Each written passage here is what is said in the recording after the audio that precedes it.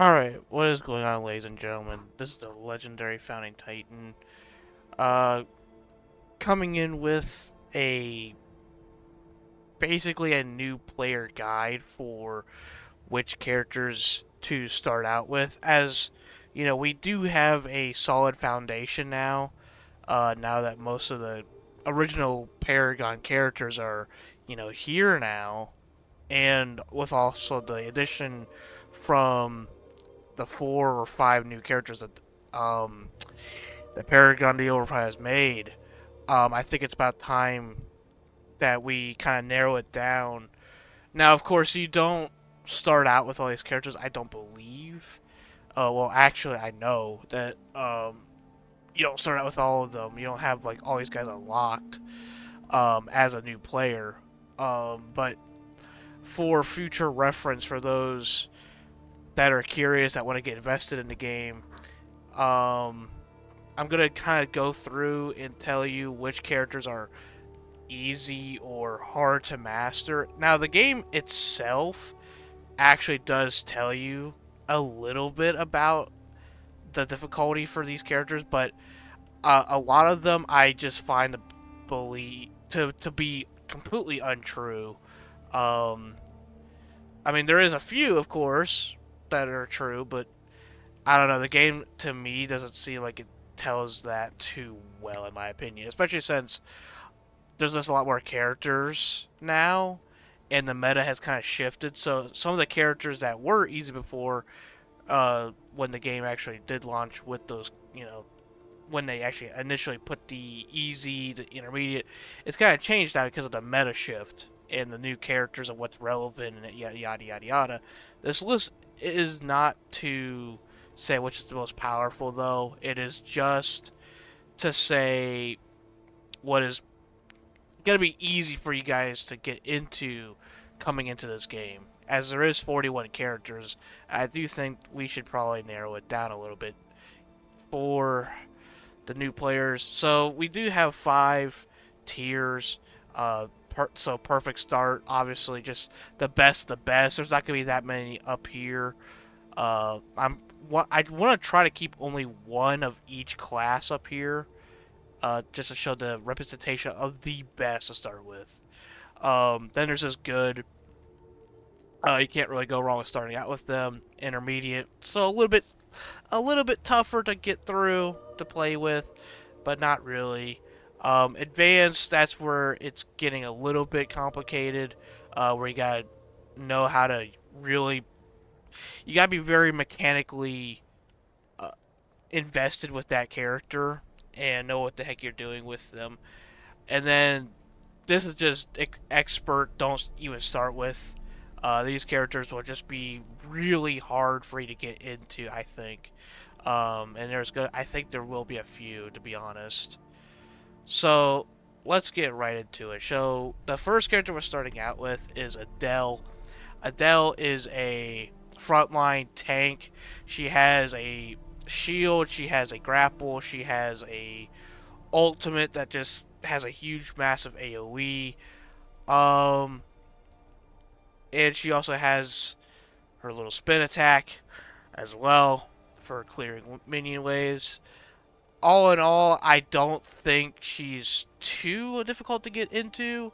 Um, it's really just getting the grapple down, which I don't really think is that difficult. And it's not even what makes her kit. Her kit is that shield and her ult, in my opinion. Um, so I don't think she's a great start, but I would probably put her at B tier. I think she would be considered more of the intermediate, so not too bad, but a great pick to start with because you do gotta. It will be kind of difficult to land her hooks and stuff, and her build is a little bit more complicated than other characters, just because there's not really much of like, she's a tank, but she doesn't really have any like high scaling with any physical or health items, so it's kind of difficult to really say what to go for her. So her build's a little bit more complicated for a new player, I feel. And her, like I said, her playstyle is just a little bit tougher to start with than the other characters on this list. Aurora, I would say, is. I would probably say a little bit more advanced. I don't think she's really super hard to play with, but it's more about the fact that you only have two damaging abilities, and for whatever reason, they keep nerfing her over and over and over again. So Aurora is going to be really tough for you to get invested in, I feel. Placing those walls, because the thing is, you could really screw your team over if you're not careful.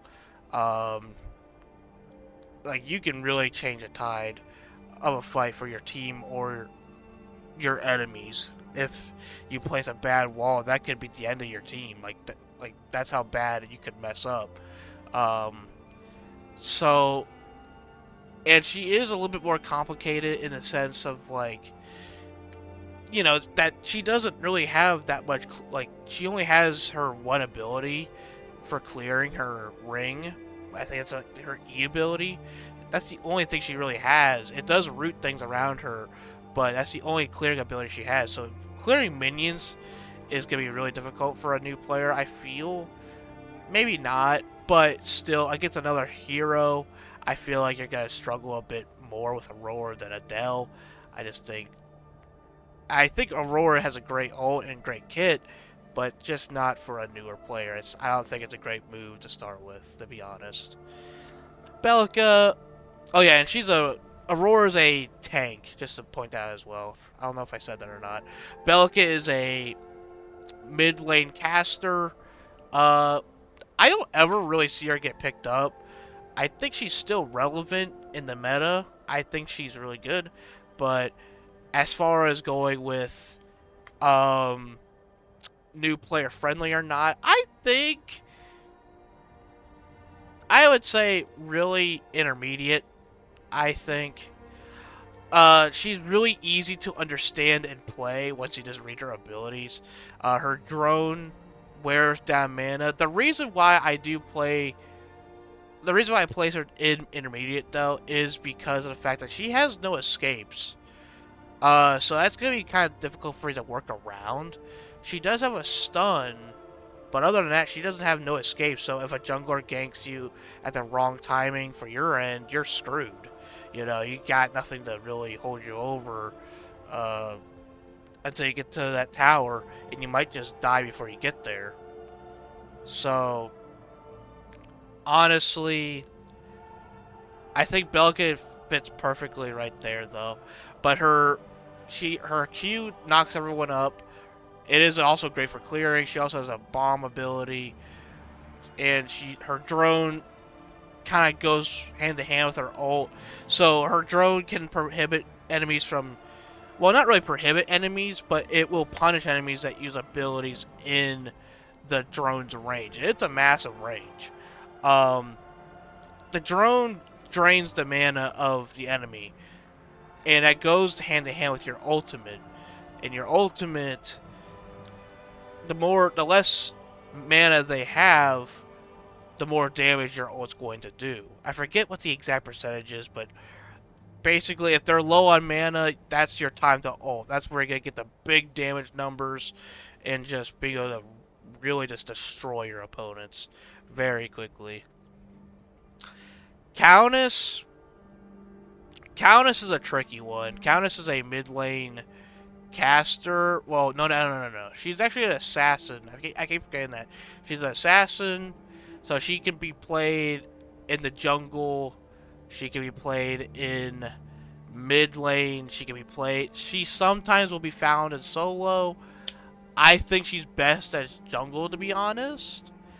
I just think she has way better chances of actually being able to build up, because her kit, her cards that she wants to go for are pretty expensive, and she can be kind of shut down pretty easily in lane, I feel, if they really want to target her. So that's why I kind of feel like she's a great jungler. I don't know.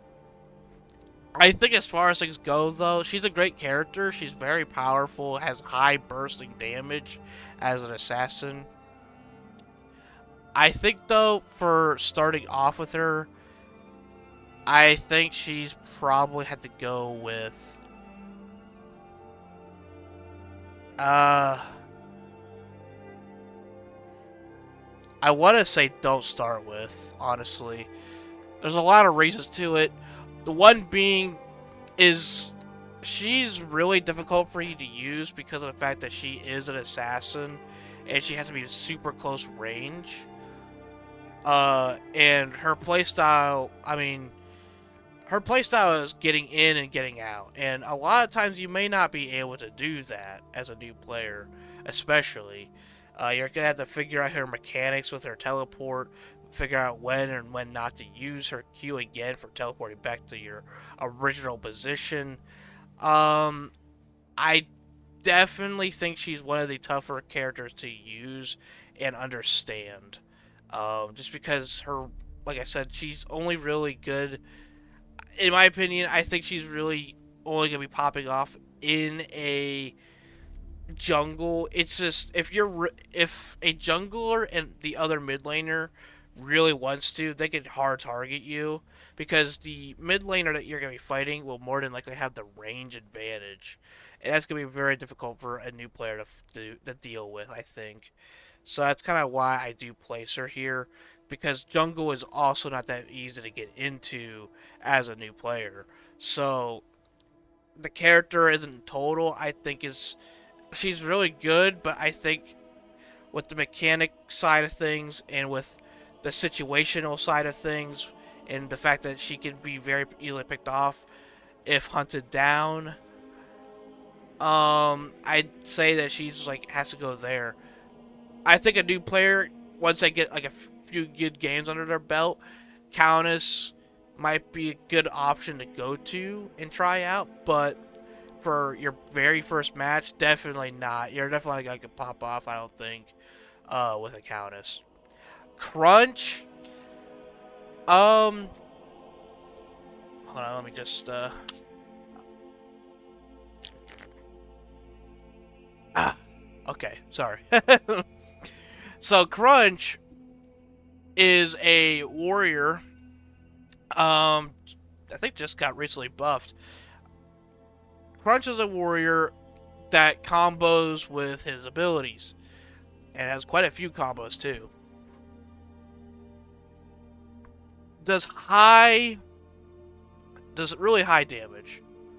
Um, with his combos, can stun, knock up, just hit enemies really hard and really fast. However,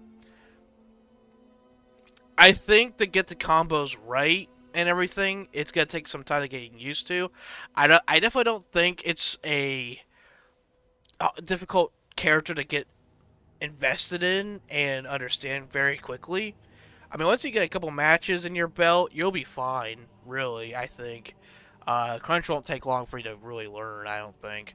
Yeah, it's pretty a self-explanatory kit once you really just play around with them for a bit. But for starting off, I think I think he just goes here.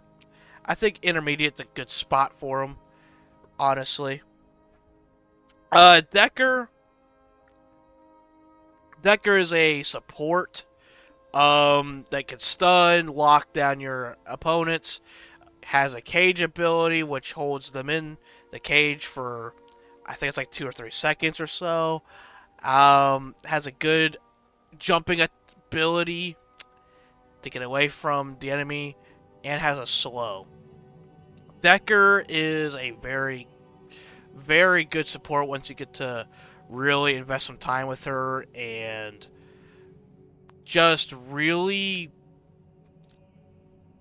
like you have the aggression with a a Decker. Decker has such high aggression with her kit, it's unreal. Once you learn that, you'll be a great Decker player. So I think, as far as things go, I think Decker. I don't really think she's that difficult to learn. Again, it's one of those things where like once you get like 1 or 2 matches or even the match you're in. Like once you learn what she's capable of, because it won't take long. I think she's good to start with. You got good escape when you need to. You got good slow. You got a stun and a cage ability. You are hard to catch. You can really just chase people down, lock them down for your carries. You are really annoying to deal with, and a lot of people will not want to deal with you just because of that fact alone. So a Decker for a new player is not bad, especially since I think Rangers in general, anyone that has range, is definitely going to be better to start with for a new player. I think, just because of the fact that it's just way easier to play safe, especially as support. Maybe not a solo laner. Solo laner might be easier with a melee character for sure, but a support will be a lot easier for a new player if they're playing as a ranger. Just because if you're playing as a melee character, you you can really just be abused because of that. I mean, even now, like I still find matches where I'm just not able to do my job as a melee character because they have like extreme oppression with like a Drongo and a gadget that does have so much damage together. I just can't play the game practically. It just feels like at times. So I definitely feel like any ranger in support lane is going to be way nicer for you to play than a melee to start off with. Drongo. Any ADC is really easy to use. ADCs don't really. I honestly don't think ADCs take a whole lot of skill to play, to be honest. But as far as like the ADC, since there's so many ADCs in the game, I kind of gotta measure them together and against one another. So as far as Drongo goes, I think Drongo is very complicated to really look at the start of the game, just because of how his abilities have like a paragraph long essay for you to read and understand. But because of how powerful his kit is, and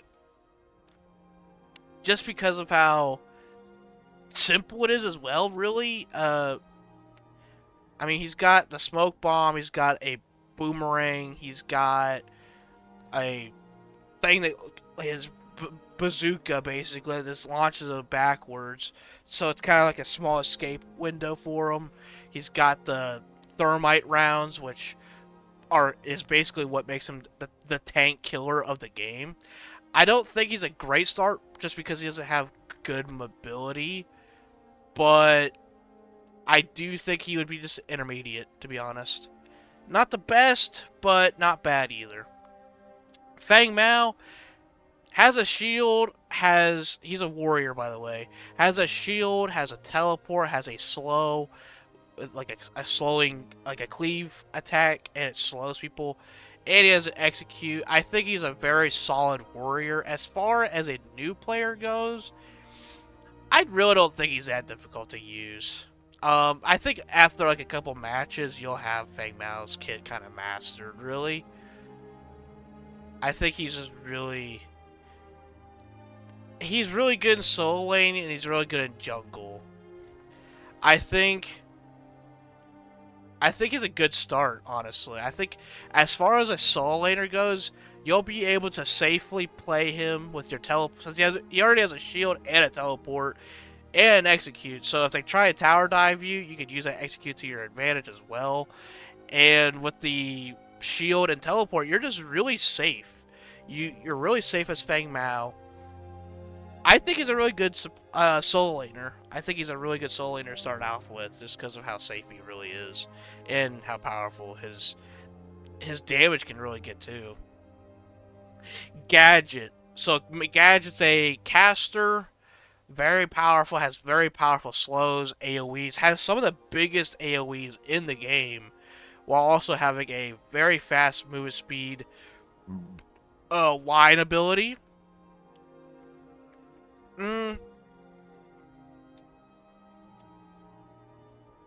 But as far as starting off with her goes, I think she's really just intermediate, I'd say.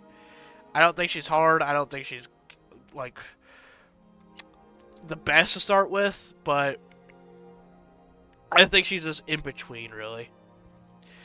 She's just got a lot of AoEs, though. A lot of AoEs. I think the only reason that she stays in intermediate, though, she's really not that hard to use because of her AoEs, and especially since her Q is a lock on uh, in the perimeter of that, wherever you sent it anyway. But the reason why I do think she is intermediate is only because her zipline thing is fast, but the problem is dashes are just way faster. And if you're fighting a Grux or a Chimera, well, not really a Chimera. Well, yeah, a Chimera would be faster too. Basically, anything that's like an instant catching up ability, you can be very easily out of position and just get killed. Especially if you're not in your lane and you're just like trying to chase someone down in jungle, or if you're trying to help someone else by rotating, you can be very easily caught off guard and killed. So that's really the only reason. If she had a better escape, which I'm thank God she doesn't, because she's really strong. But if she did have a better escape, she would be just A. Gideon. I think Gideon really is like just a go-to for a new player for Mage. He's another caster just like Gadget. He's got his Q for his giant AoE rocks. He's got a teleport. He's got a ginormous ult. So that ult, like, if you see the enemy team, even if you die, it's worth trying to do your best to ult all of them, just because you're gonna do so much damage and just so much, like, giving your team a huge opportunity to like do a lot of damage to that team. You might die, but if you have a decent team, more than likely half of those enemies are dead, just because your ult, because that ult is so good. That I've seen so many Gideon players just pop that ult off, and it just changes the tide so quickly. So I think Gideon is just a really good pick, just because he has the blink, he has massive AOE's. Not much else to really say about him. He's just really good for team fights, and as a mid lane slash caster, you're gonna want to focus a lot on those team fights. Gadget has a huge ult too. It's just not. I mean, I guess Gadget's ult's actually easier, but it's just Gideon has that blink basically into his kit. So that's why he is a bit better. I don't think, as far as like the characters themselves go, I think Gadget might be better than Gideon. I'm not exactly sure though. For new players though, Gideon's the better choice to pick up, I think. Greystone. My warrior players. Greystone is your number one choice. He is the easiest to use by a country mile. Greystone is the easiest character to use by a country mile because of the fact that his abilities are very self-explanatory. You have a Q for your wave clear. You have a E. Your E is your blocking attack, so any basic attack that comes at you, you just automatically block it. You have a simple, like leap attack you can use to get out of fights or to enter a fight faster. You have a ultimate that brings you back to life. So you are extremely strong. You are extremely tanky. You got a lot of base stats. That ultimate allows you to get a second chance in the battlefield, allowing you to just really do a lot of damage around you while also bringing yourself back to life, which is all obviously pretty good. Greystone is definitely the number one solo laner. I would say is the best to start with for any new player coming to this game. He is the definition of a warrior because of how gosh darn tanky he is. It's insane how tanky that guy is. If you get some armor on him, get some health on him. I don't think health and armor is the best build for him, I think it's the most fun build for sure, though. I just think you do need at least one or two hybrid items, I think, just to do a little bit of damage, because Greystone needs to do a bit higher damage. I just now realized that, too. Greystone's not actually a warrior. I'm mistaken that. Greystone is considered a tank, but by the game, but he's really a warrior. It's... eh. But okay, for any tank player, he is the best tank, though. To start with, for sure. I still think he would be the best tank to start with. He's just so simple to use. I mean, you jump in, jump out, get, like, press your Q, swing attacks. I mean, it's a lot of good fun, and it's a lot of simple fun. And you're just super tanky. You're super safe. I mean, a jungler can still kill you, but if you have good health and armor, it's good. It's going to be really tough for you to die. Like, honestly, it's going to be really tough for you to go down. Unless a carry comes over and says hi to you, then maybe not. But if it's just the solo laner and the jungler, then you should be okay. Grim. So Grim is another caster. I think Grim is definitely not easy to start with, as I really don't think I'm that good as Grim, but I haven't played that much either, in my defense. I think Grim is just intermediate. Kind of the same thing as Gadget, just doesn't really have an escape plan. If you get in a bad spot, you just have no way of escape. You have the range, you have a Q for like a mortar attack, you have a ultimate for a sniper attack basically, and you have a shield that blocks like stuns, like rampages, rocks, and stuff like that. And you also have a slow on your E ability. With your basic attacks, you slow the enemy down, so you can prevent people from catching up to you, like melee heroes, from catching up to you as fast. I just think it will take some time to get used to, though, for sure. Especially since mana management is a thing for him. He runs out of mana pretty quick when he's pressing that E, so you definitely gotta watch your mana. But overall, he's a very solid pick. Grux, my personal favorite. So Grux is a warrior, an actual warrior, not a tank. He's an actual warrior. He's really good solo, really good jungle, really good. I think he's pretty good at support. Just because if you're fighting a Mako, if you're fighting a Narbash, he has anti-healing built into his kit. So that's really good for that. And he just can catch people. He can catch people very easily with that Q as well. So Grux I think, is a great support. He's a great jungler and a solo laner. I think he's best in solo. I think he's probably the worst in jungle, though. I think he's probably the worst in jungle because of the fact that he just runs out of mana so fast.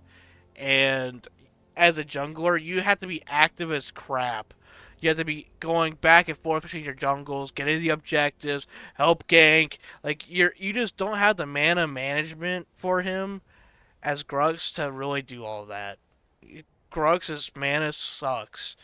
It feels like after like 3 waves, you're just out of mana, and it's just not good as a jungler. Junglers have to have high endurance, but Grux's doesn't have that anymore, unfortunately. They nerfed his mana, and it just sucks now. So I definitely think he's best as solo, and I think he's worse in jungle. But doesn't mean he can't do jungle. He definitely can. Just know that his endurance in jungle is really not that good. I think Grux is... I want to say in between this range. I definitely don't think he's down here. I definitely think between these two. I'll go with good. He's just really simple to play. He's got a Q to grab people. He's got an E to charge at people. His ult stuns them and does additional damage with the basics. And he's got the anti-heal with his, his right click. He's really a solid character. Very simple to get into once you just play him like 1 or 2 matches. Yeah, really, really good pick overall. Howitzer. As far as the casters go, I say Howitzer's here. I think because of the fact that you can mess up your team's movement a bit. I think, well, actually, I'm not sure on that, to be honest. But regardless, you could still mess up your own movement. And honestly, Howitzer doesn't have an escape plan either, apart from his ultimate. He's really good. Don't get me wrong. I love Howitzer on my team. I think Howitzer's great. He has high AoE damage. He has high direct damage. But the problem is, it's just he definitely is not new player friendly in my opinion. Takes a lot of time to get used to, especially since how precise you gotta be with his missiles to even hit something. So I think Howitzer has to be at C, because it's just way easier for Gadget and Grim to lock their abilities on someone than it is for Howitzer, I think. Howitzer does have huge AoEs, but it's more often than not, they'll just walk out of it, so yeah, I just have to place him there. Iggy and Scorch. He's definitely easy to play, but a lot of people don't play him the way he's supposed to be played. You have to play him. You can't play him as an attacker. You cannot play him as an attacker. You can't play him as a charger. You can't play him as an offensive. He's a defensive character. He has 3 turrets that he can lay out on the field. He is a defensive character. If you're not playing him for defense, don't even play him ever, because he sucks on the offense. His offensive capabilities are just total garbage. He is a full-on defensive character, and I think if you're not playing like that, don't even bother. Like I said, really. But if you are a player that loves defense, play more defensively, like me, I think Iggy's a great choice. I think as far as things go, though, I would probably say he is also around the same range as, well, yeah, I'll say that, because Rangers are your biggest threats. A melee character will probably die to you a lot. Um, Now, Iggy's not best in mid lane. He's a caster, but he's not best in mid lane. He is best as solo lane, because he can just be way more defensive in solo lane than he can in mid lane, because of the longer distance between the 2 towers, and he doesn't have to worry about getting the left and right sides like you do in mid lane. Solo lane is definitely the best place for Iggy to be at, and probably the only place to be at.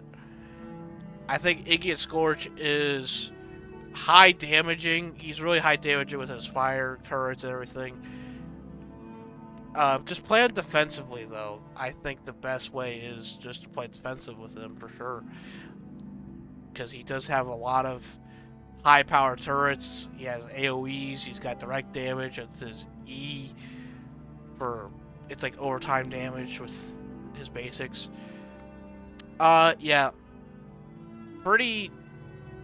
People don't like this character, and I can see why. Because Rangers really just shit on him. And some melee characters, like tanks, can really bull rush him. And they might just kill him before he has a chance to really defend himself, really. Iggy and Scorch is really a hard choice, though. I think C is the best spot for him. Kalari is another assassin, just like... who was it up here? Countess. Yeah, another assassin like Countess. Kalari can go invisible, can teleport, can lock someone down with her ult, do a lot of damage, has a high damaging dagger that also enhances her basic attack for a strike. She does a lot of damage, basically. She does a lot of damage. She can go invisible. She's basically best... I think she's best in either... Well, no, she's definitely best in jungle. If you're going full damage with her, it's definitely best in jungle. I think for a beginner, though, Uh,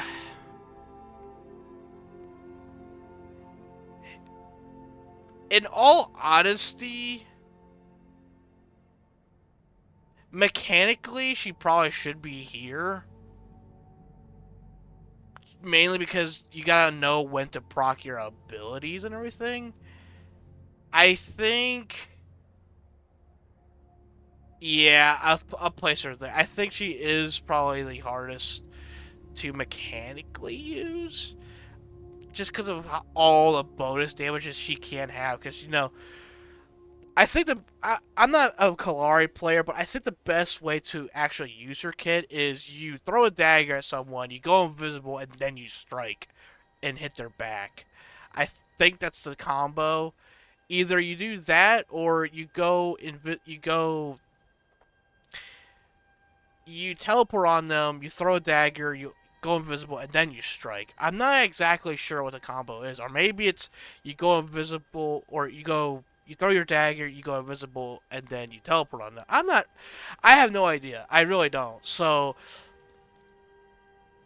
because she has a lot of like things that give her bonus damage, but I know it's like one of those combinations. Uh, I don't play Clara that much, so I think she is just at C tier though because of that complexity that she has. And also, invisibility won't be used to your advantage that much as you would think because of the fact that wards are everywhere. With the scout ahead karma, you just have wards all over the map. So your invisibility really means nothing, which kind of sucks, but it's just kind of how it is sometimes. Chimera. One of the first characters that people really play. I think he's one of the guys that you start out with. But as far as things go, Chimera, I think Chimera is... I think Chimera is probably a good start. He's not that complicated to use.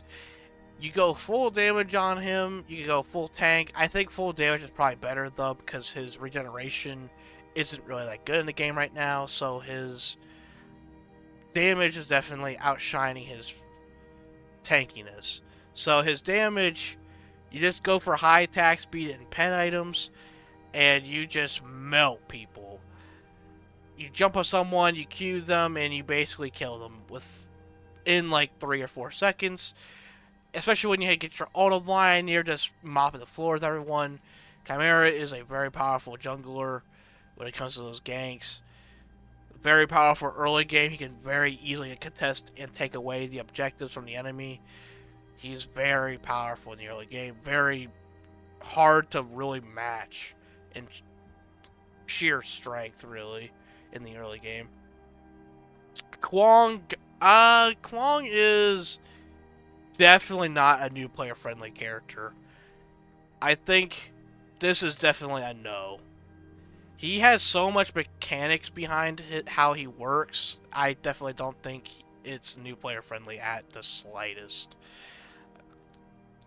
His Q can turn into a teleport. His basics are hard to use because of the fact that it pulls you out of position and knocks the enemy up, but it pulls you out of position as well. He does have, I mean, the E is, I mean, it's just a dash, so it's pretty easy to use. He has a sparking attack with his right click, and he has a ultimate that changes his damage, allows him to use basic attacks, or his basic attacks basically use energy damage as well then, with his ultimate. But the way that he's played, the way you build him is just so complex, it's definitely not a new player start. It's way too complex to play him at the moment. And honestly, he's not even that good, even if you do master him. I mean, well, I shouldn't say he's not that good. I would say he's probably like B or A tier in a traditional tier list for power. But, I mean, even so, though, I don't know. I think he's really difficult to start out with. Just because of the way you build him and the way he's really played. It's just really too complicated, honestly. Mako. As far as supports go, I think Mako.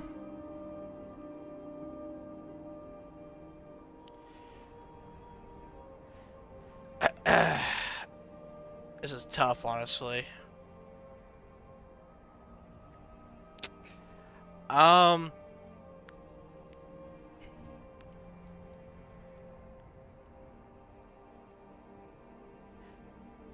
I think Mako goes. I'm, I want to say either A or S, honestly. Uh, jeez. I'm gonna go with. Oh boy. Uh,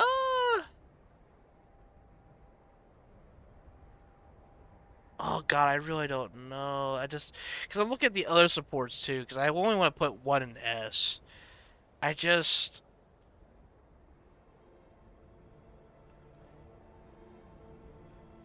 yeah.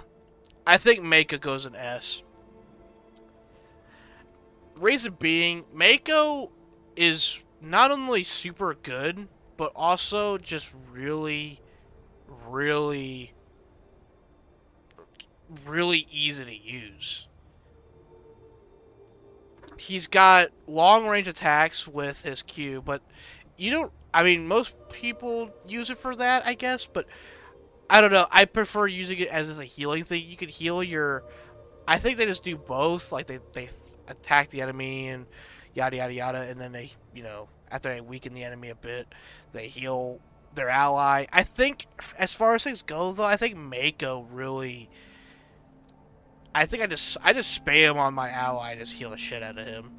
So he has a so that's what his Q does. His Q just constantly heals, but he does lose health each time he does it.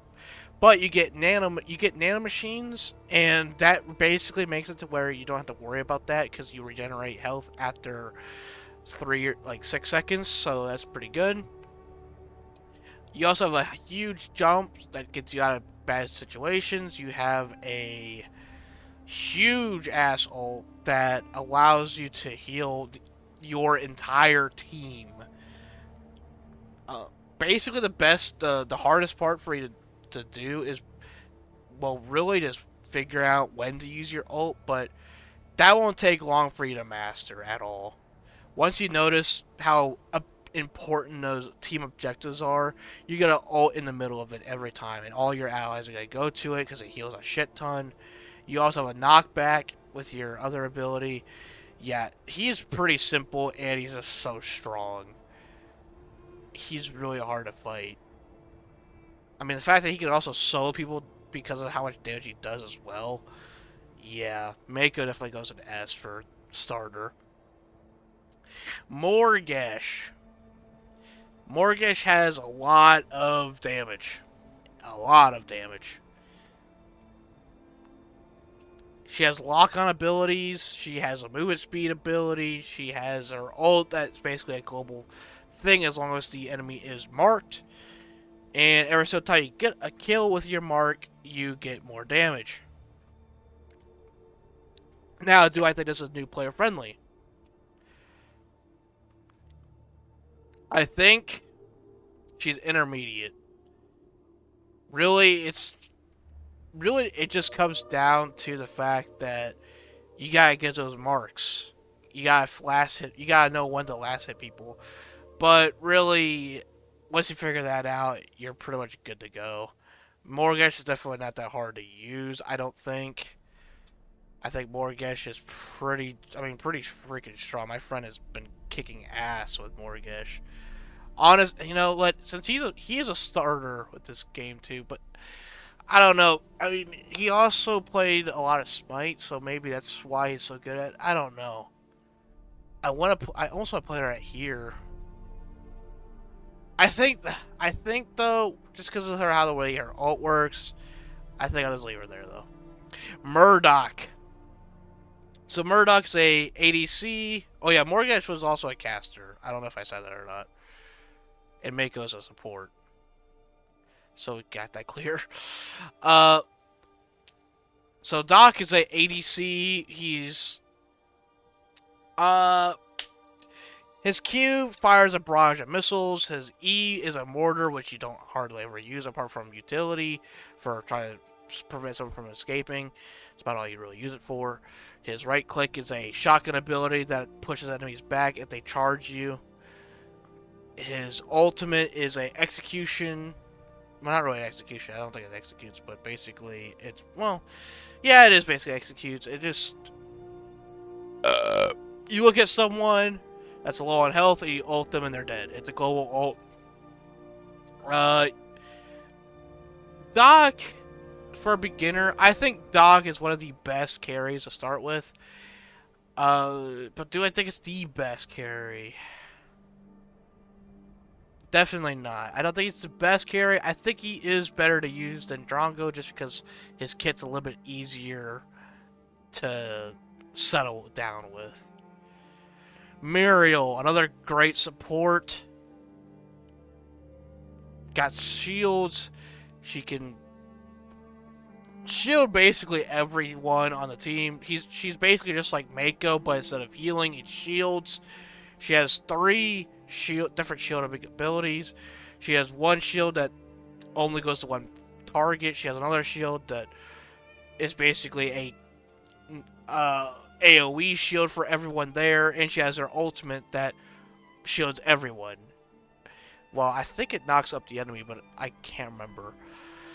Regardless, she's really good. She's really good. For a beginner, though, I definitely think she's not as new player friendly as Mako, but I think once you get a few games with her, you'll be doing good with those shields, I'm sure. And not even a few games, like maybe like 1 or 2, and you're fine. Like by the end of the match, as long as it's like a pretty decent sized match, I think you'll have it down pat, to be honest. I think you'll definitely have it down with her. Narbash. Narbash, gonna have to place at intermediate, I want to say, only because he's a melee character. Like I said before, melee characters for a support are really hard to use at times, just because you can be very easily pushed out of the lane because of the different, like the range difference. Having 2 rangers against you just sucks in general. And the big thing is too is like his ultimate is so hard to not get hit on. His ultimate's really good, but it's just it gets canceled out so easily. So it's really hard to play around. He's got a great kit though. He's got, I mean, as far, I don't know, like as far as the player the character goes, like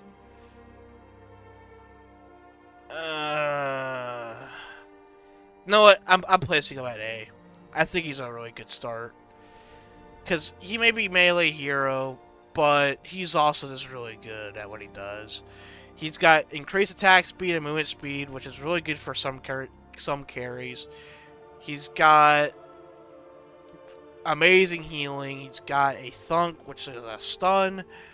And his ultimate, I think he's honestly easier to use than Muriel. Muriel will take a little bit more time to get used to, but Narbash is definitely easier to get used to. And yeah, that's about all I got to really say about Narbash. FaZe, I think FaZe is,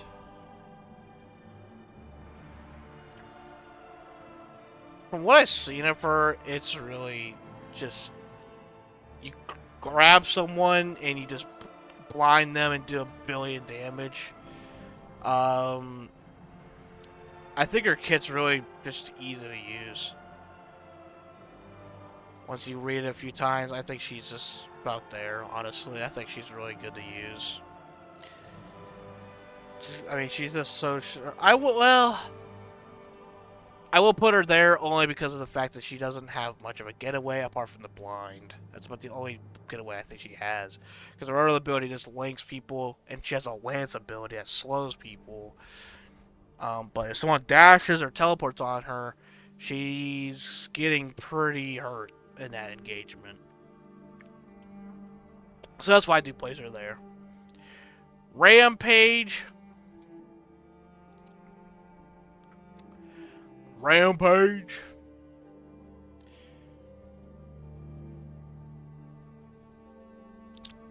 So, I know what I said earlier about not placing another tank up there, up here. But at the same time, Grayson's a great soul laner. Rampage is a fantastic jungler. I think I'm gonna place Rampage up there. Reason being, like I said, Rampage is a very, very good jungler. That's why he's up here. But he is still a tank, just like Greystone. But I do think, I don't know, I feel like Greystone's more of a warrior, but whatever. The game does say he's a tank, so whatever. But as far as like the actual 5 roles go for jungle, support, solo, I think Rampage is one of the best characters to start out with as a jungler. Why? He has a 2 to 3 second stun with his rock, which, I mean, it will be kind of difficult for you to hit at first, but once you get a hang of it, it'll be easy as cake. And he's stuns for 2 to 3 seconds. He's got a good slow with his, ground pound attack. He's got a good jump. He's tank. Alright, sorry about that, guys. So, my audio kind of cut out there for a minute. So, anyway, Rampage, like I was saying, he's got the 2 second stun, he's got the slow with his ground pound, got a good jump. Rampage, the best thing about him, though, is that he has super high tanky stats. He is a freaking juggernaut. Once he's in his ult, he is the strongest tank in the game. He is really hard to take down. He's got high regeneration. He is super fucking strong. And honestly, that's why I think you're going to do great with him. Because of the fact that you're just so tanky. As long as you play up in the front line with your, damagers, you're doing your job just fine, man. Like, just stunning them, tanking the hits. You're a huge ass target, so you're not gonna be ignored. You're a huge ass target. You're a huge annoyance because of your stun. Yeah, Rampage is a great jungler overall, though. Revenant. Revenant is definitely a do not play at the start. Honestly, I don't even think you play him ever at times. I mean, Revenant is questionable for me. Like, I've seen Revenants do great with him, and Revenant is great. At the same time, it's like, I don't know. It is just so... I can't put my finger on it, but Revenant, the main meta pick items are attack speed and crit. But attack speed and crit doesn't work with Revenant because, well, I mean, crit does, but attack speed doesn't. So any attack speed item that has crit on it is useless to you, which a lot of them do. Most of them do have attack speed and crit. So, because attack speed doesn't do anything for Revenant, because all it does is make his reload time less, but it's not even by that much. It's by a small amount. Alright.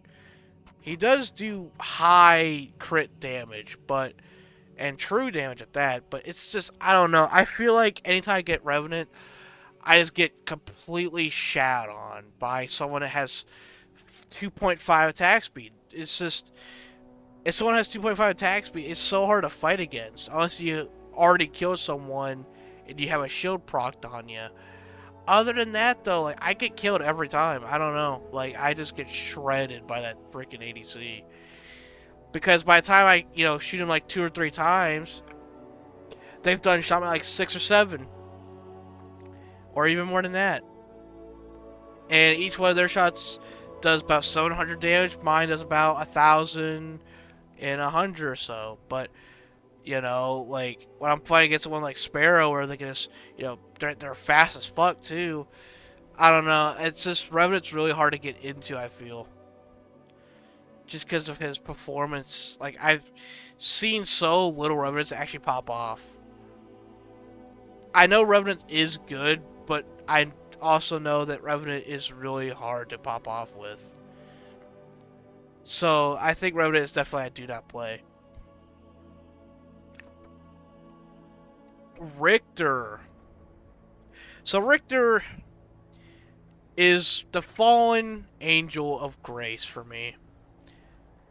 He is my second favorite character, or at least was, but this game has butchered my boy. The main thing is like their ability is very low, despite being the biggest hitbox in the game. His durability is rather low. I actually did a chart with him. Out of all these characters, he ranks like 16th place for most durable, and he is the biggest hitbox in the game. It pisses me off to no end. But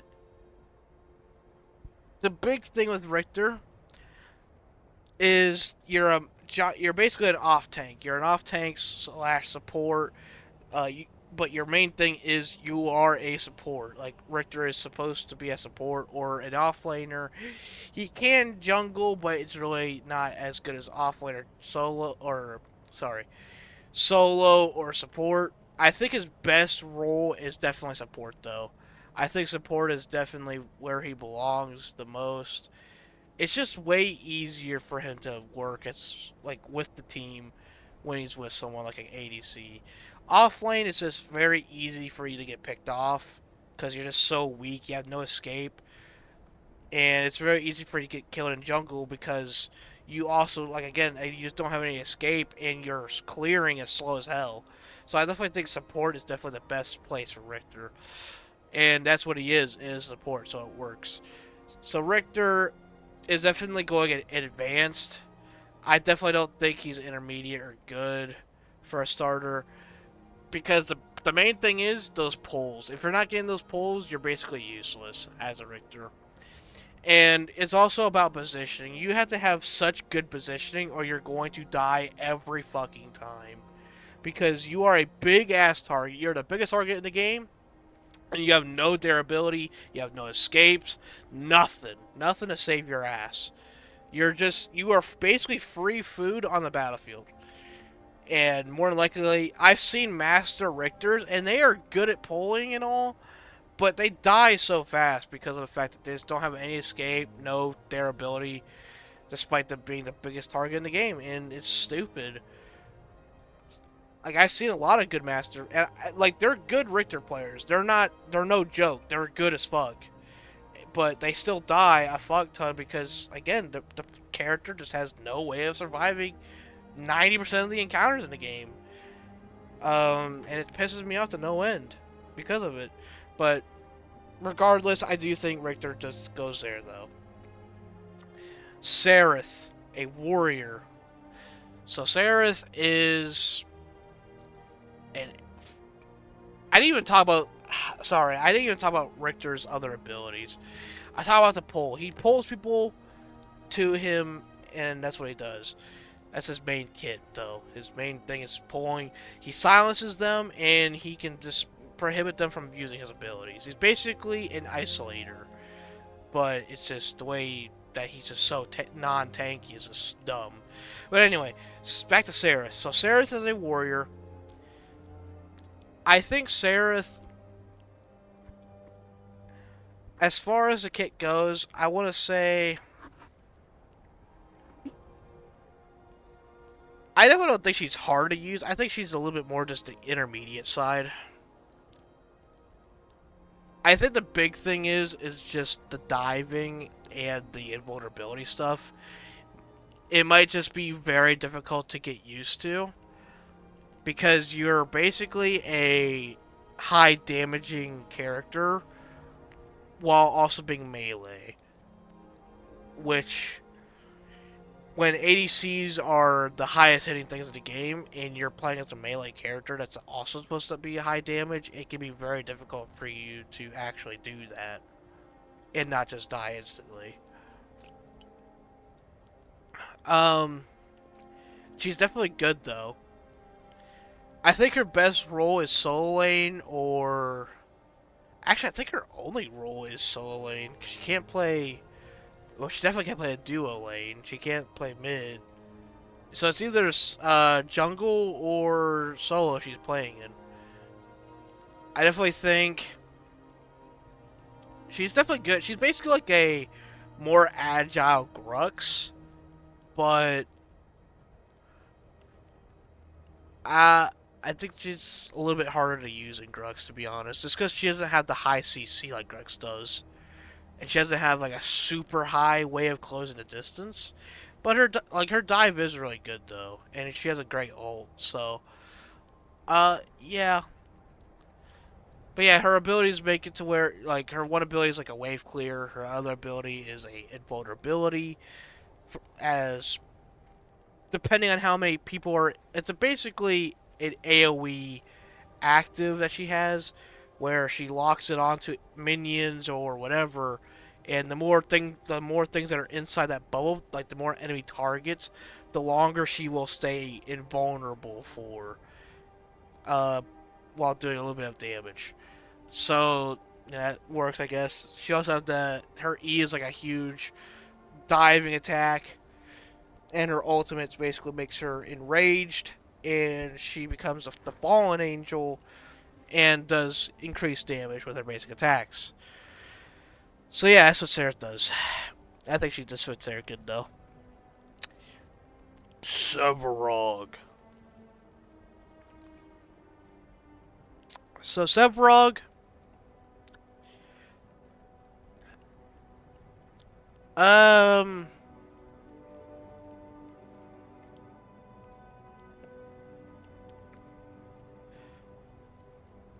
this one's tough. Sevarog.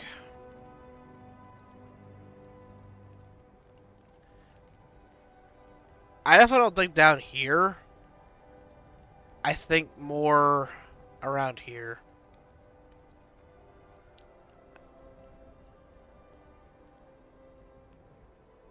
I want to say he's good to start with. Yeah, I must say he's good to start with. I think before, like, I did a tier list way back when on not this game, but Fault, and I said that Sevrog's not a good starter. Because I did a video similar to this with Fault, and I said that Sevrog was not good to start with because Sevrog back then was just super weak in the early game, but in this game he's not for some reason. His early game is actually really strong. He has a lot of damage with the Siphon, and with nanomachines he just does a lot of damage, while also just having a crap ton of health. He has the highest health pool in the game when he has his like about 200 stacks or so. He'll have the highest, health pool in the game. So I think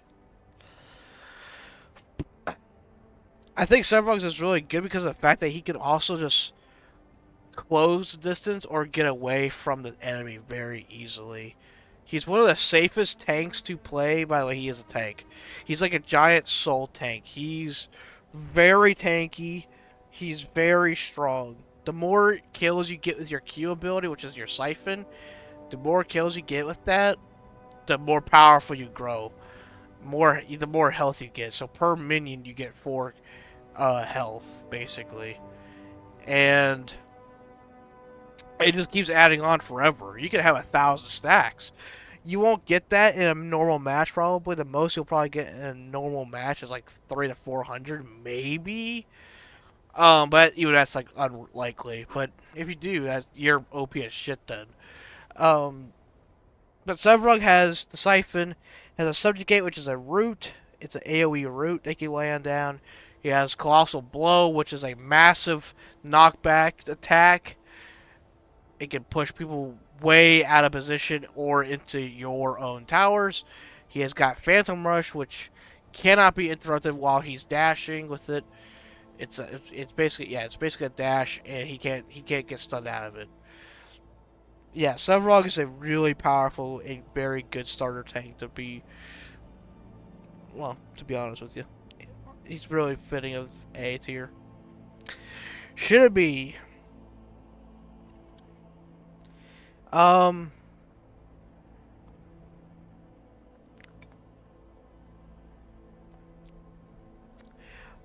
honestly,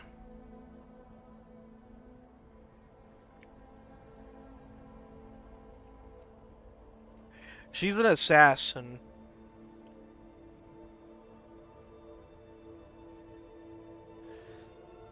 I think her kit's very, very self-explanatory. Honestly,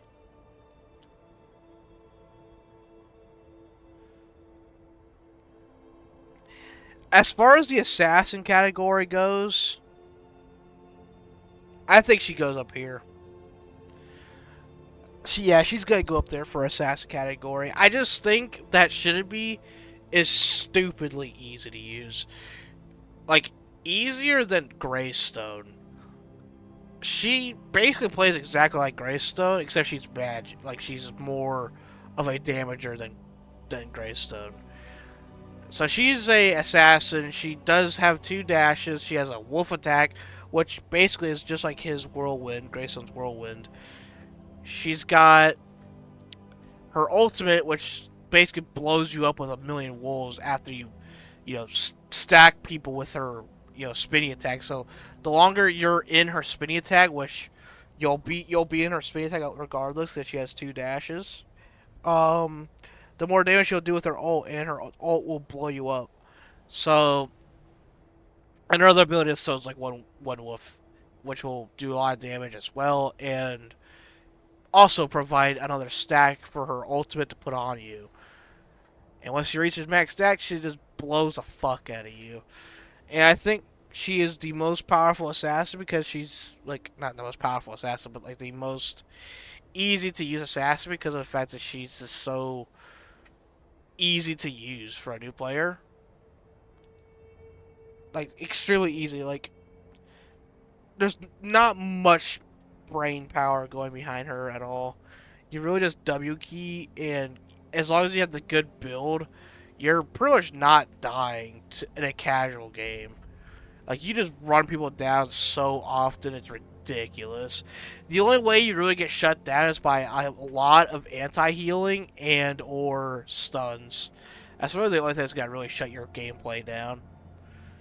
Which, by that point, like, if you're already popping off, it's too late for them anyway, most of the time. Um, Sparrow. I think Sparrow is good. Honestly, well, uh, I'll put her at B. I think she's intermediate. I think she's gonna be a little trickier to use, but not by much. Really, the only reason why she's an intermediate is because the other carries simply just do better at starting off for a new player, in my opinion. Her Q is like an AoE of raining arrows. She's got an E, which speeds up her attack speed and movement speed, which is pretty good. And she's got Piercing Arrow, which goes through a whole minion wave and can go hit a enemy hero as well. But to be honest, she doesn't really have like really good get out of jail free cards or a good dash or just not really anything that is instant that's gonna really help her out that much. Steel, one of my personal favorites as well. I think my third or fourth favorite character in the game. Steel is a support, but he's very strong as a support. Has his Q is a charging attack that grants him a shield after the charge.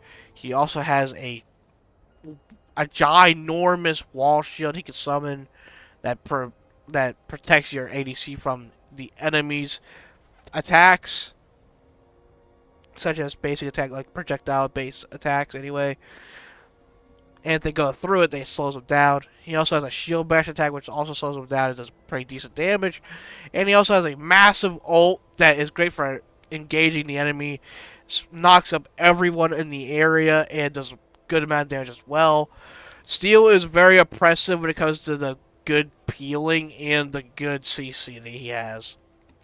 Steel is really good for initiating fights, especially in Prime Pit or really any objective or jungle area. He's really good for those big, enclosed areas. He's gonna be really shining in those areas.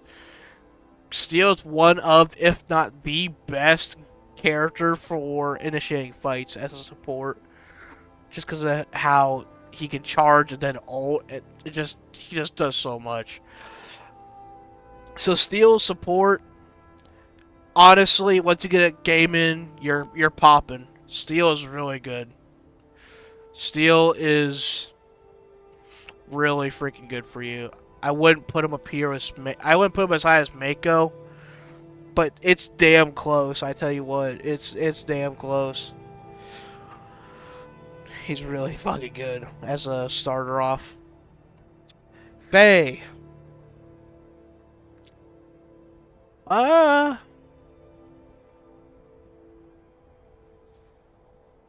hmm. I think Faye is pretty easy to use, to be honest.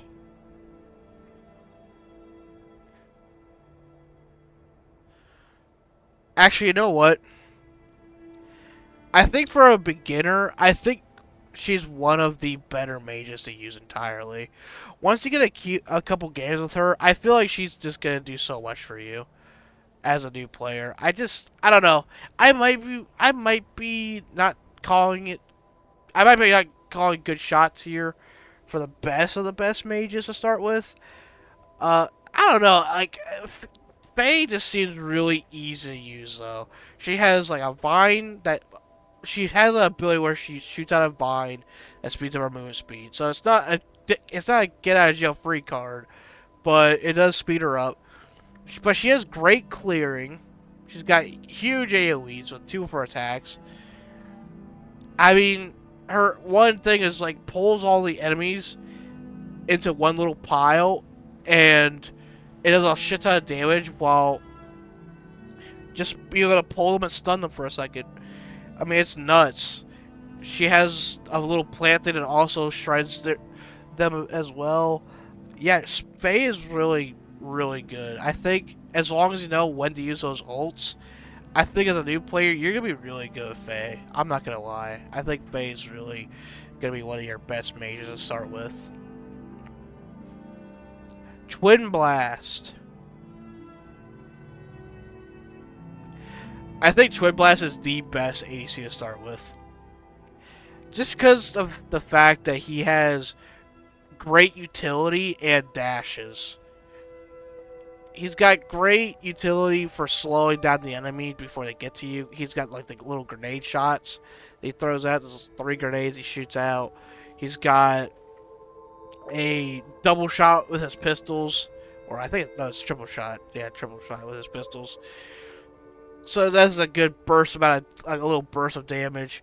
He's got a little dodge attack that gets like a slight little dodge you could do.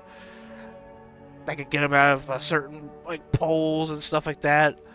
It's pretty good. I've seen a lot of Twin Blast players use it, and actually, despite this, like it actually is a lot better than you would think. Honestly, you'd think it would not help them much because of the short dash, but it does. It does come in clutch often. Especially at that good cooldown. His ultimate also just summons a giant cannon. Basically, you just start blowing people up with it. Yeah, Twin Blast is probably the best character to start with. Wraith. Wraith is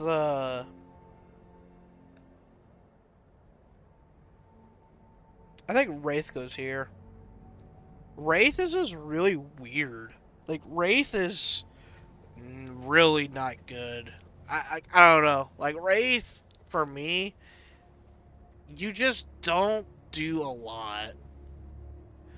Wraith is another ADC. Well, actually, no, he's not an ADC. He's technically a caster, but he builds as an ADC a lot of times. Because he only, like, if he's building as a caster, he only has one damaging ability and a sniper ability, which is good, but you're only poking the enemy, and an ADC Wraith will do a lot more than a Magic Wraith. So you're kind of building him more for an ADC kit than a Mage kit, especially since his abilities bring him closer to you or rewind you closer to him. And why else would why would you want to do that when your sniper cannon ability as a mage can already reach you anyway? The thing is, he's just better as an ADC, so we kind of just count him as an ADC. So that's why Wraith is really just a clusterfuck of what the hell he's supposed to be. I think, as far as things go, though, he definitely is just C tier. But his abilities rewind you. He's got a sniper ability. He's got a... Basically, he can throw a ward in a bush or whatever, and it's basically a free ward and everything, so that's great and all. And he's got his ultimate, which makes him and anyone near him invisible for a short time, while also giving them increased movement speed and I think damage. I'm not exactly sure though. But regardless, I think he just sits there because of the fact that he's just not doing what these other carries are doing. Wukong is definitely a D tier. He's not a bad character by any means. It's just a very bad starting character. Because your whole thing is to contest the objectives, being towers, inhibs. It's not hard to understand what he's trying to do, but it's also very common for people to know what you're about to do with him. Because Wukong's always the same thing every game, so no one is ever surprised for it and are hunting you down like a rabid dog. So, yeah, you gotta be really careful picking him. If you ever pick him, everyone in the entire match is gonna be hunting you 24/7. And there's a reason for that, because he can easily clear out any objectives very quickly. And for a new player, that's just a death sentence, because you don't know how to counter a lot of characters yet. You're not capable of really getting the best. Well, you might be able to get the best build, but you might not be able to get it online your first or second or even fourth game with Wukong, because they're just going to be hunting you down non-stop. So, because I know what you're going to do. It's so predictable what he's doing. So yeah, that's why Wukong really just goes there. He's just not a good person to start with. Xena. Oh yeah, I need to tell. So yeah, Wukong is also a warrior. What he does is he has high mobility. He's got a jab attack. He can jump really high in the air. But the main thing that makes Wukong Wukong is his ultimate. His ultimate, the reason why he is feared by all, well, hunted is a better term by all, is because of the fact that his ultimate, so the towers in a game, they can't be hit by anything but basic attacks, which is great and all, but Wukong, his ultimate summons clones. The higher attack speed that you have on Wukong summons more clones, basically. It doesn't technically summon more clones, but it just, like, the clones, you just summon a lot more because of the fact that you're just hitting it way fast, because each time you hit something, another clone pops up for a minute to hit it, like, once or twice, and they go away. But when you have super high attack speed, it's just all these clones forming around the inhibitors or any tower on the map, and they just destroy it within an instant. But no other character can really do that. Even ADCs can't destroy a tower as fast as Wukong. Not even close. It's like 3 or 4 times faster with Wukong if he has high attack speed. Which is why he is feared or hunted by everyone. Wukong can even go up to a Prime, which is the main objective of the game, and just kill it by himself within about 10 seconds. So, yeah, there's a lot of reasons why you're going to be hunted down as that character. And that's why I definitely do not recommend you play him in as a new player. Xena. So, Xena is a assassin, and to be honest, I really don't know what to say much about. Like, she has a dash, she has uh, I think she has like an uppercut attack. She has like her ultimate like jumps inside of you and just does a shit ton of damage. Um, but do I think it's a good starter? I'd say it's more of an intermediate character. I don't think she's that difficult to get into. I just think it's more the fact that your ultimate can put you in very bad situations at times. Because I mean, think about it. You can, if you're ulting on someone, because you're technically inside of that player for like 2 to 3 seconds. Well, what can someone do in 2 to 3 seconds? Well, they can blink you under a tower and just lock you down there. They can, like one time I jumped back to Fountain as Muriel and almost killed Xena right then and there because her ultimate just zoomed me across the entire map, and she was still on me, and she was behind the inhibitor by the time it stopped. And we just killed her. So you can be very out of position as Xena. Uh, that's kind of the main thing for me, I think, is what kind of throws me off of wanting a new player to play her, really.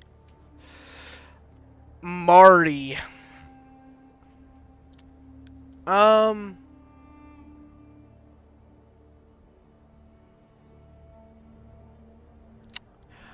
Honestly, I'd probably say good. Only because she's so fucking OP. Her ultimate does everything. Her ultimate literally stuns you 40 times, it seems like, does 1 billion damage, has a fuck ton of health. Like, her ultimate is stupid. And she just recently got a buff, too. So, yeah, she does a lot of damage while also having a tank on her side, basically. She summons, like, a weird dog thing that stabs you, whatever. Uh, and it's like a smaller dog than her ult, but it's the same thing, really. Um, shoots like little balls of, or I don't even know what the hell it is. It's like balls of, I always say energy ball things or whatever. She just shoots them at you. This character, I just hate this character though, because her ult just does everything though. I really don't like ults to just do everything for a character. And that's what Marty is. Everything she does is just from her ult. Let's talk about Yin. So Yin is the last ADC. Marty was a caster, by the way. Yin, I'm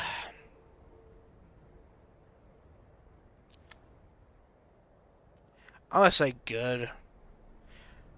Her ultimate, kind of same way, like, her ultimate kind of just does everything by itself. I mean, the fact that attack speed and damage is meta pretty much for these carries, and you get a ultimate that can lift them up off the ground for like 2 to 3 seconds. I mean, it's just dumb as hell. It's a guaranteed kill for Yin, like almost every fucking time she ults someone. It's so stupid. Even a tank will get their dick shredded. So, yeah, I'm just gonna leave her there just because she does so much damage. Her other abilities allow her to dash onto walls and stuff like that, which is pretty cool. She can speed up her attack speed and move speed, and she also has a small projectile she shoots out, with her right click, I do believe it is. So not bad a character for sure. Tara, oh god, Big Mama, god dang, son! I love Tara, dude. Oh, hell yeah. So, yeah. Tara is...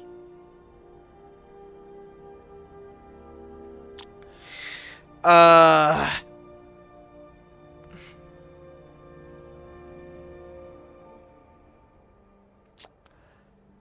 I want to say Tara is... Uh... I want to say Well... I don't know. No. I'll say Advance. I think for a beginner, Advance is probably the best for her.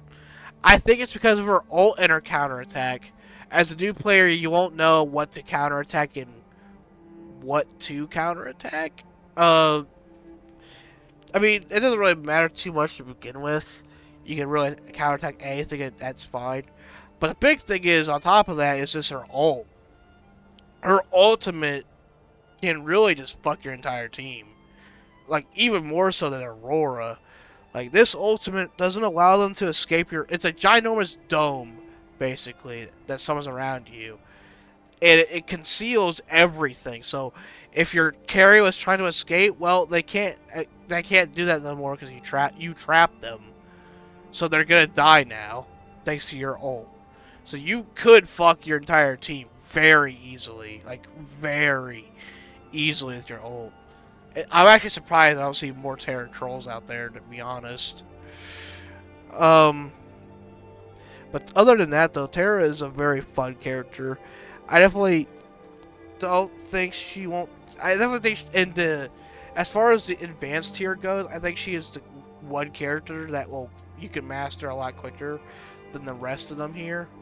But, again, it's just... I do think she does belong here just because of her ult and everything. Boris.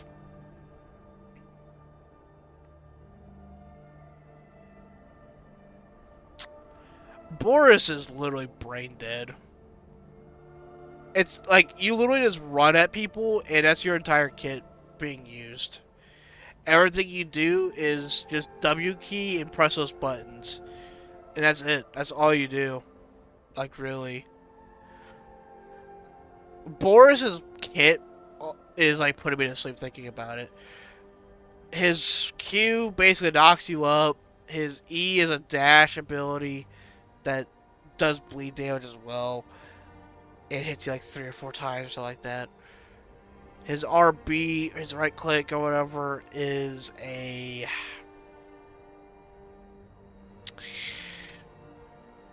Well, it basically makes it to where he's way faster and has a little bit more armor on top of that. And his ultimate resets his entire... So he uses something different than mana. He uses like... I forget what it's actually called, so I'm just going to call it stamina. But basically he resets his stamina and he's able to use all his abilities again. Which means his knock-up ability... His ultimate also knocks up, by the way.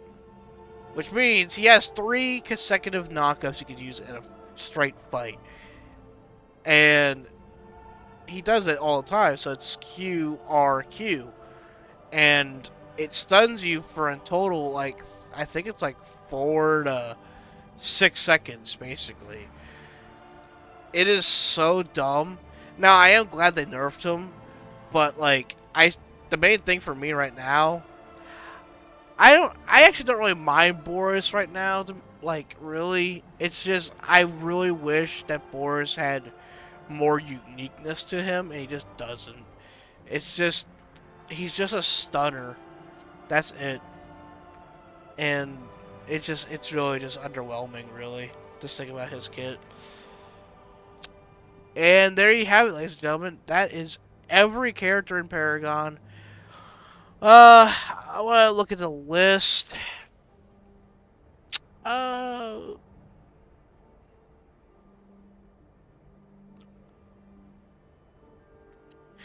will make one change, though. Doc I'll move him down because of the fact that Yin's up here.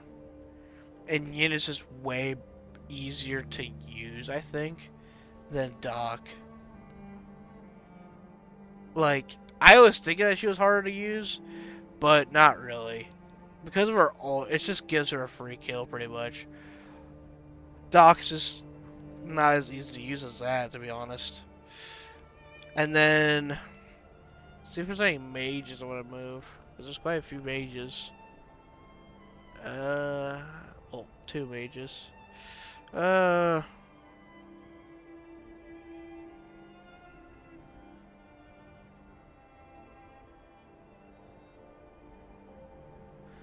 I would say I would move Gideon down here, but I just don't see him going down there, to be honest. Let's see.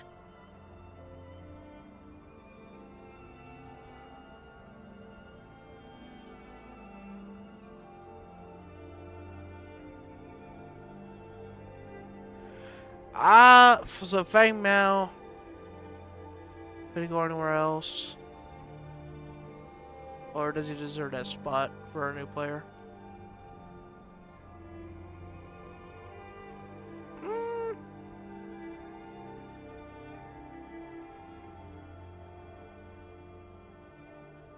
I don't know who I'd really move down, to be honest.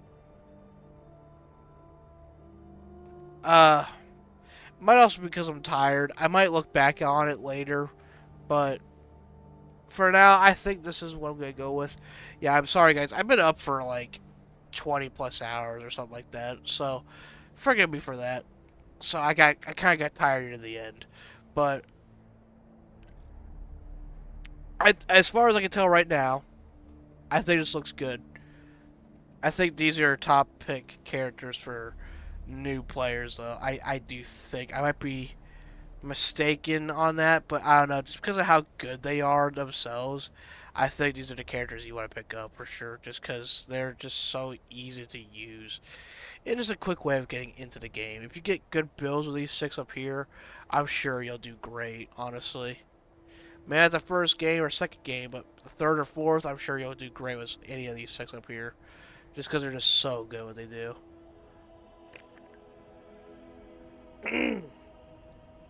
Anyway, ladies and gentlemen, that's all I got for today. This is Legendary Fight Tight. Sign off. Peace.